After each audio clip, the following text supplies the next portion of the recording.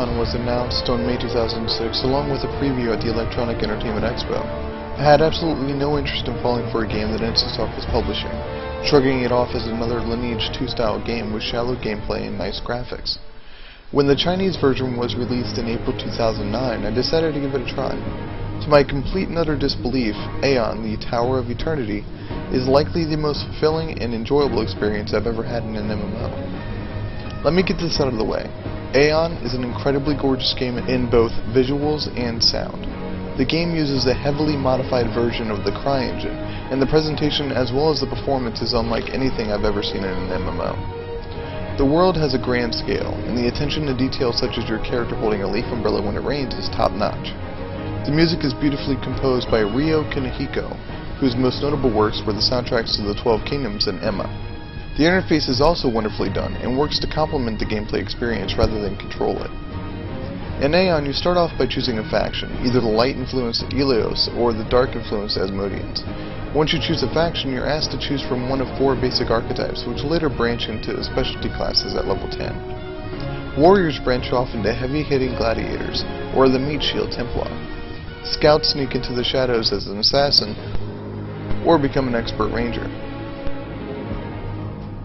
Mages will graduate to devastatingly powerful sorcerers, or elemental summoning spirit masters.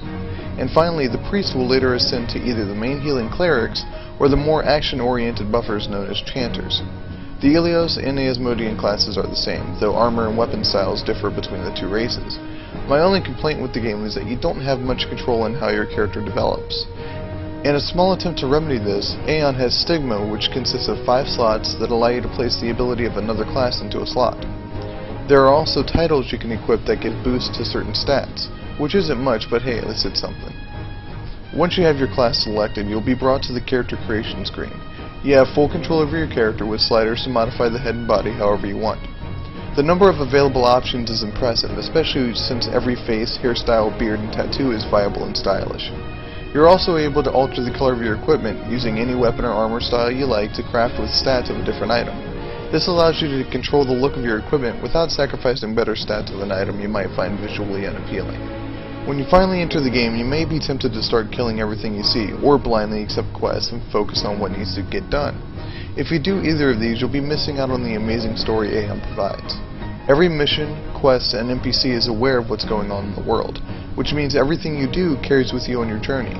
Some quest descriptions can go on 5 to 6 pages, but it's worth taking in every detail the AION developers worked so hard to create.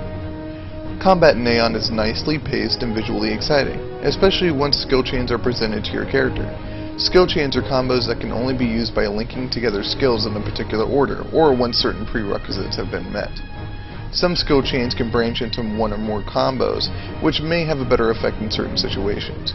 To obtain these and other skills, you'll have to visit a trainer and purchase skill books from them.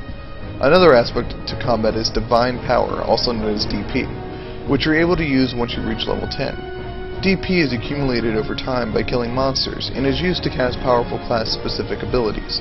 These can range from a helpful heal to a massive burst of damage, but the rate at which DP accumulates keeps these skills from being overpowered. Aside from Divine Power, you also get the ability to fly at level 10. Flying in AION plays a huge part in the experience as you continue to level up and move on to new areas.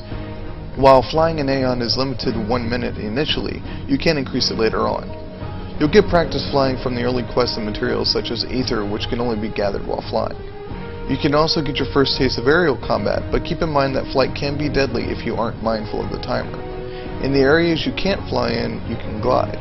Gliding is easy to use but hard to master, and when you get the hang of it, you can cover some impressive distances. Once you make it to the main city at level 10, crafting becomes available to you. There are 6 production professions: weaponsmith, armorsmith, tailoring, alchemy, handyman, and chef, and 2 extracting professions, materials and Aether.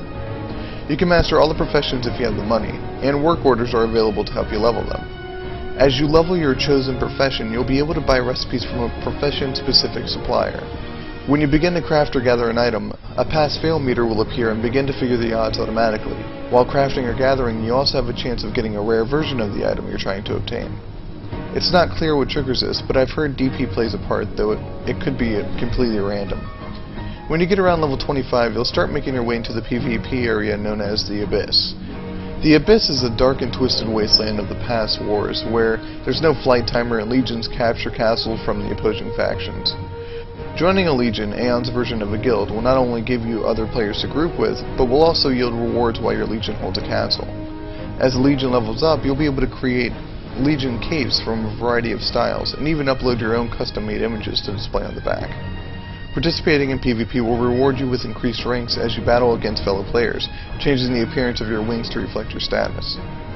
AION is an amazing game, and for me its biggest innovation is the price model. Usually the price models for MMOs are either subscription-based or free-to-play with a cash shop, but AION doesn't use either of them.